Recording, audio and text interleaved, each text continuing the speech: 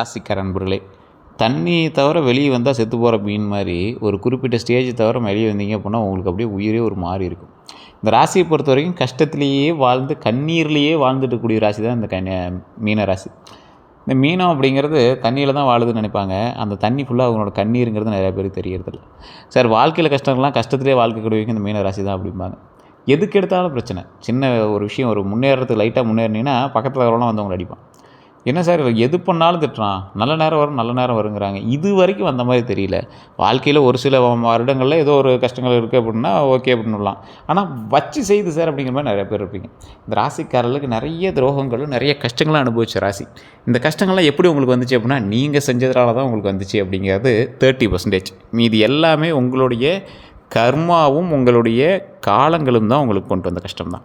இதுவரை பட்ட கஷ்டங்கள்லாம் உழைப்புக்கேற்ற அங்கீகாரம் இது வரைக்குமே உங்களுக்கு கிடைச்சது கிடையாது. பண நெருக்கடியில் தவிச்சு பல பேர்த்திட்ட கடன் வாங்கி ஊரை விட்டு வெளியே போகணுங்கிற ஐடியாலாம் உங்களுக்கு தோணியிருக்கும். இதுக்கடா வாழ்கிறாங்கிற மாதிரிலாம் உங்களோட மைண்டில் வந்து ஓடிட்டுருக்கும். கடன் சுமை அதிகரிச்சிருக்கும். நம்பியவர்களால் ஏமாற்றம் உங்களுக்கு ரொம்பவே அதிகம்.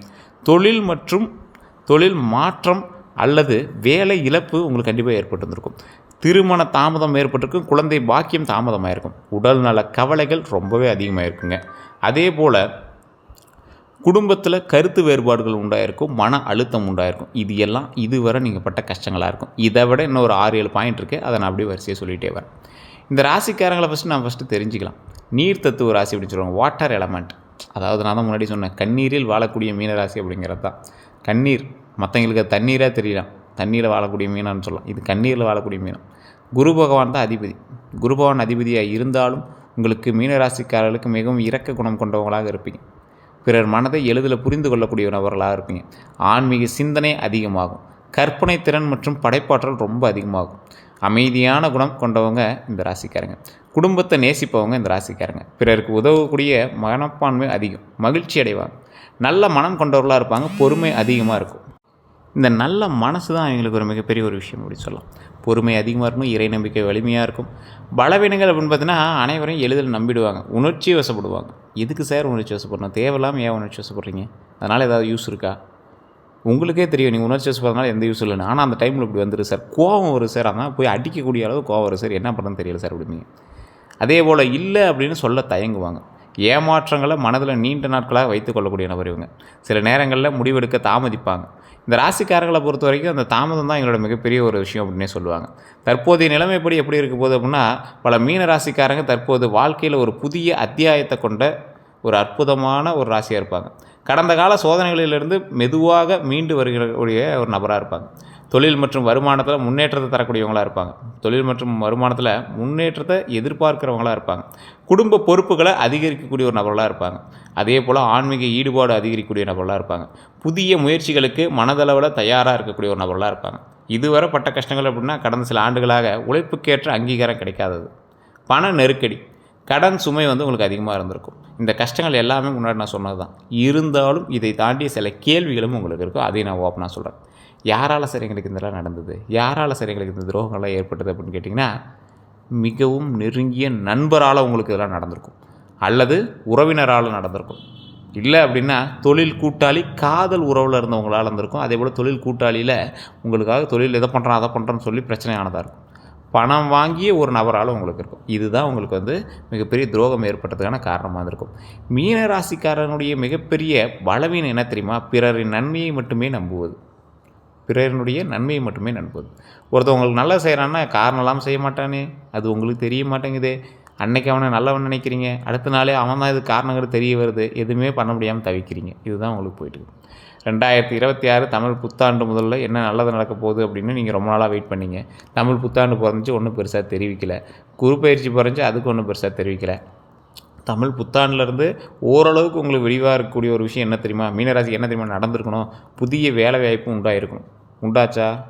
அப்போனா இதெல்லாம் இப்போ நான் சொல்கிற விஷயங்கள்லாம் உங்களுக்கு நடக்கலை அப்படின்னா ஜாதக ரீதியாகவே உங்களுக்கு ஏதோ ஃபால்ட்டுன்னு அர்த்தம். அதாவது தமிழ் புத்தாண்டுலேருந்து இந்த மீனராசிக்கு நல்லா இருக்குங்கிறது கட்டத்தில் இருக்குது. இல்லை சார் அது நடக்கலை அப்படின்னா உங்களுக்கு வேறு ஏதோ ஒரு இஷ்யூன்னு அர்த்தம். புதிய வேலைவாய்ப்பு உண்டாயிருக்கணும், தொழிலில் முன்னேற்றம் உண்டாயிருக்கணும், பண வரவு அதிகரிச்சிருக்கணும், வீடு அல்லது நிலம் வாங்கக்கூடிய வாய்ப்பு உண்டாயிருக்கணும், வாகனம் வாங்கக்கூடிய யோகம் உண்டாயிருக்கணும், வெளிநாட்டு தொடர்புகள் உண்டாயிருக்கணும், குடும்பத்தில் நல்ல செய்திகள் உண்டாயிருக்கணும், நீண்ட நாள் ஆசைகள் நிறைவேறதுக்கான வாய்ப்புகள் உண்டாயிருக்கணும். இதில் எதுவுமே நடக்கலை அப்படின்னா வேறு ஏதோ ஒரு விஷயம் தான் உங்களுக்கு இருந்திருக்கணும் அப்படின்னு அர்த்தம். குரு பயிற்சி பலன்களை பொறுத்தவரைக்கும் குரு பகவானுடைய அருளால் பதவி உயர்வு ஏற்பட்டதுக்கான காலகட்டங்க. சம்பள உயர்வு ஏற்பட்டிருக்கும். புதிய தொழிலில் வாய்ப்பு உண்டாயிருக்கும். திருமண யோகம் உண்டாயிருக்கும். குழந்தை பாக்கியம் உண்டாயிருக்கும். உயர்கல்வி வாய்ப்பு உண்டாயிருக்குங்க. குடும்ப மகிழ்ச்சி உண்டாயிருக்கும். ஆன்மீக முன்னேற்றம் உண்டாயிருக்கும். இந்த ஆன்மீக முன்னேற்றம் தான் உங்களோட லைஃப்பில் வந்து ஒரு மிகப்பெரிய ஒரு ப்ளஸ் பாயிண்ட்டே கொடுத்துருக்கும். குரு பயிற்சியில் செய்ய வேண்டியதுன்னா வியாழக்கிழமை குரு வழிபாடு பண்ணுங்கள். மஞ்சள் ஆடை அணிகிறது ரொம்ப நல்லதுங்க. கடலை பருப்பு தானம் பண்ணால் ரொம்ப அற்புதமாக இருக்கும். அன்னதானம் ரொம்ப அற்புதமாக இருக்கும். அரசியலுக்கு நீங்கள் ஓரளவுக்கு தான் செட் ஆவீங்க. ஆசிரியர்களுக்கு மரியாதை கொடுங்க. குரு காயத்ரி அல்லது தட்சிணாமூர்த்தி ஸ்லோகங்களை பாராயணம் செய்யுங்க. ரொம்ப அற்புதமாக இருக்கும். செய்யக்கூடாதவை அப்படின்னா அவசர முடிவுகளை எடுக்க வேண்டாம். தேவையில்லாத கடன் வாங்கவே வேண்டாம், மாட்டிக்குவீங்க. இந்த டைமில் கடன் வாங்கினீங்க அப்படின்னா மாட்டிக்குவீங்க. அவசர முடிவுகள் எடுத்தீங்க அப்படின்னா தேவையெல்லாம் மாட்டிக்குவீங்க. இதை பண்ணலாம் அதை பண்ணலான்னு பிளான் பண்ணுவீங்க, டக்குன்னு மாட்டிட்டு வருவீங்க. தயவுசெய்து அதை மட்டும் பார்த்துக்கோங்க. யாருக்கும் ஜாமீன் இருக்காதீங்க. உங்கள் நண்பர் வந்து கேட்பான், ஒரு லோன் மட்டும் தான் வாங்குறேன், அதுக்கு மட்டும் கொஞ்சம் நேரம் நில்லுமா, தயவுசெய்து நிற்காதீங்க. ஆவணங்களை படிக்காமல் கையெழுத்தில் வேண்டாம். உணர்ச்சி வசப்பட்டு பண முடிவுகளை எடுக்க வேண்டாம். அதை மட்டும் மெயினாக பார்த்துக்கோங்க. குரு பயிற்சியால் கிடைக்கக்கூடிய லாபங்கள் அப்படின்னா புதிய வருமானம், தொழிலில் வளர்ச்சி, குடும்ப ஒற்றுமை, சொத்து சேர்க்கை, குழந்தைகளால் மகிழ்ச்சி, வெளிநாட்டு வாய்ப்பு, ஆன்மீக உயர்வு, இது எல்லாமே இருக்குது. அற்புதமாக இருக்குது. வண்டி வாகன யோகத்தை பொறுத்த வரைக்கும் 2026 2027 காலகட்டத்தில் புதிய இருசக்கர வாகனம் உண்டாகுது. அதுவுமே எலக்ட்ரிக் ஸ்கூட்டியோ இல்லை ஏதோ ஒரு வண்டி, ஆனால் வண்டி உருவாகுது. உங்களுக்கு மெயினாக ஒரு விஷயத்தை சொல்லணும் அப்படின்னு சொல்கிறேன். இது நான் சொல்லிடுறேன். அதுக்குள்ளே கார் வாங்குறதுக்கான வாய்ப்பு உண்டாகுது. பழைய வாகனத்தை மாற்றத்துக்கான வாய்ப்பு உண்டாகுது. குடும்ப தேவைக்கான புதிய வாகனம் வாங்கலாம். குடும்ப தேவைக்கான புதிய வாகனம் அப்படிங்கிறது இது ஒரு காரோ இல்லை பைக்கோ எலக்ட்ரிக் ஸ்கூட்டியோ ஏதோ ஒன்று வாங்கலாம். இந்த காலகட்டம் எலக்ட்ரிக் ஸ்கூட்டியாவது நீங்கள் வந்து வாங்குறதுக்கான வாய்ப்புகள் உண்டு. அதே போல் இந்த டைமில் மழைக்கால பயணங்களில் கவனமாக இருக்கணும் அப்படிங்கிறது. மழை பெய்கிற டைமில் நீங்கள் வண்டி ஓட்டும் போது ரொம்ப ஜாக்கிரதையாக இருக்கணுங்கிறது கட்டத்துலேயே இருக்குது. மீன ராசிக்காரங்க தயவு செய்து மைண்டில் ஞாபகம் வச்சுக்கோங்க. இரவு நேரம் நீண்ட பயணங்களில் எச்சரிக்கை. இரவு நேரம் நீண்ட பயணங்கள் நீங்கள் இல்லை சார் பக்கமாக தான் இருக்குன்னா கூட கொஞ்சம் பார்த்தே போயிட்டு வாங்க. வண்டி வாகனத்தில் ரொம்ப எச்சரிக்கையாக இருங்க. இது மீன ராசிக்காரர்களுக்கு தெளிவாக சொல்லக்கூடிய ஒரு விஷயமா இருக்குது. வாகன பராமரிப்பு அலட்சியம் செய்யாதீங்க. இன்சூரன்ஸ் கட்டணும், இன்சூரன்ஸ் கட்டுங்க. ரிப்பேர் ஆகுதுன்னா கொஞ்சம் சரி பண்ணுங்கள். முன்னாடி ஆயில் ஊற்றணும், வண்டி சர்வீஸ் பண்ணணும் அப்படின்னா சர்வீஸ் பண்ணிக்கோங்க. வண்டினாலும் உங்களுக்கு பிரச்சனை அப்படிங்கிறது ஞாபகம் வச்சுக்கோங்க. வண்டியில் நிறையா சர்வீஸ்னால உங்களுக்கு அதிக காஸ்ட் அப்படிங்கிறது ஞாபகம் வச்சுக்கோங்க. பண விஷயத்தில், வண்டி விஷயத்தில் ரொம்ப கவனமாக இருங்க. அதே போல் திருமண பலன். மீனராசிக்காரங்க திருமணம் ஆகாதவங்களுக்கு நல்ல வரன் அமையக்கூடிய ஒரு காலகட்டம். திருமண தடை விலகலாம். குடும்ப சம்பந்தம் கிடைக்கும். அற்புதமாக இருக்கும். இது திருமணத்துக்கான வாய்ப்புகள் இருக்குது அப்படிங்கிறது குறிக்குது. இருந்தாலும் திருமணத்தில் தடை இருந்தவர்களோ அல்லது திருமணம் வந்து நடக்காமல் ரொம்ப நாட்களாக இருக்கக்கூடிய ஒரு மீனராசியில் இருந்தீங்க அப்படின்னா இந்த கோயிலுக்கு ஏற்கனவே போயிட்டு இருந்துருக்கீங்களா இல்லையானு மறக்காம கமெண்ட் செக்ஷனில் சொல்லுங்கள். நாமக்கல் மாவட்டம் திருச்செங்கோடு அப்படிங்கிற இடத்துல அர்த்தநாரீஸ்வரர் ஆலயம். எல்லா வீடியோவில் நான் சொல்லியிருப்பேன், எல்லா ராசிக்காரும் சொல்லியிருப்பேன். எதுக்கு சார் இதே திருப்பி திருப்பி சொல்கிறீங்க? அந்தளவுக்கு அருள் பாலிக்கூடிய ஒரு கடவுள் அது. அந்த இடத்துக்கு போனீங்க அப்படின்னா மேலே வந்து அர்த்தநாரீஸ்வரர் ஆலயத்தில் இருக்கும். அந்த கோவிலில் நீங்கள் எதிர்பாராத நிறைய வரலாற்று தகவல்கள்லாம் அங்கே சொல்லுவாங்க. அர்த்தநாரீஸ்வரர் ஆலயம். அர்த்தநாரீஸ்வரர்னா உங்களுக்கு தெரிஞ்ச சிவனும் பார்வதியும் ஒரே சிலையில் இருப்பாங்க.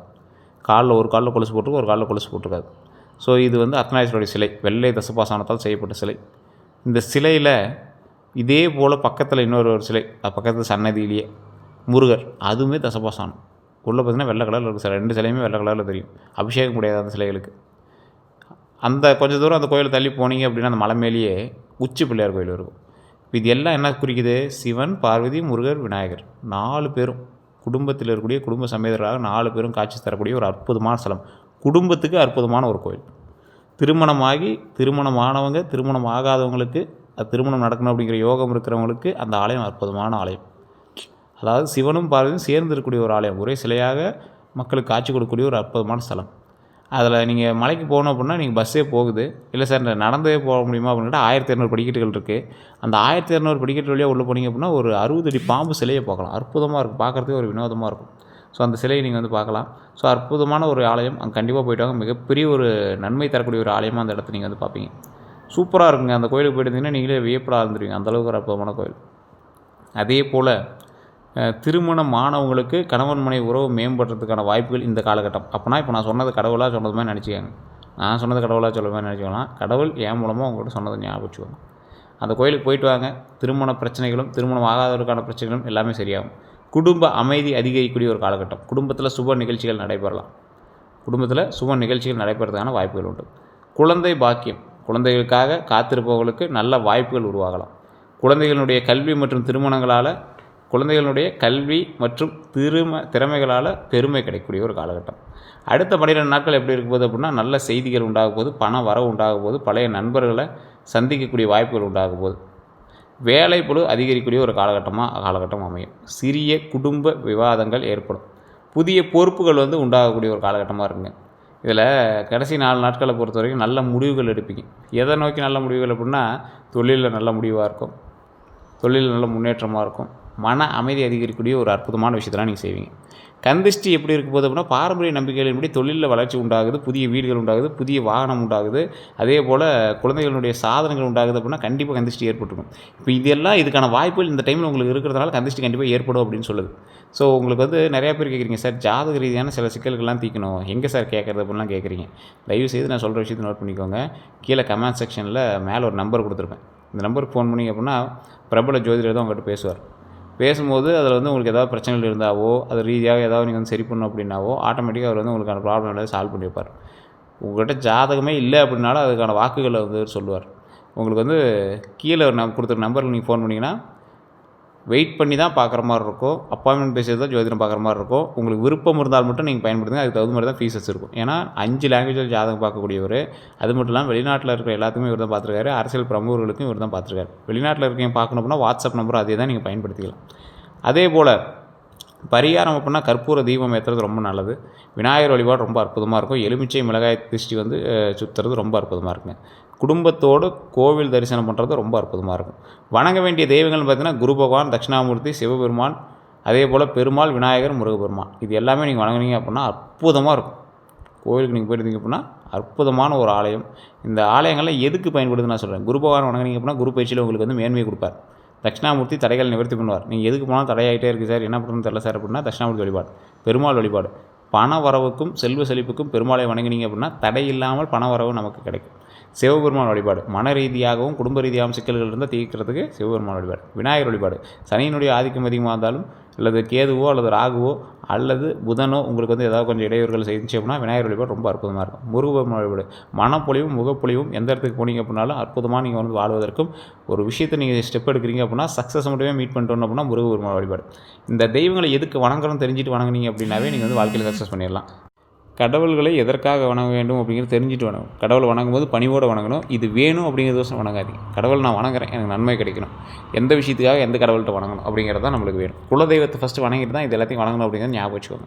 எந்த கோயிலுக்கு போனால் நல்லது அப்படின்னா ஆலங்குடி குருஸ்தலம் இந்த டைமில் உங்களுக்கு அற்புதமாக இருக்கும். திருப்பதி வெங்கடேஸ்வரர் கோவில் அற்புதமான ஒரு காலகட்டம். இந்த காலகட்டத்தில் நீங்கள் வணங்குனீங்கன்னா உங்களுக்கு மேன்மை கொடுக்குறது.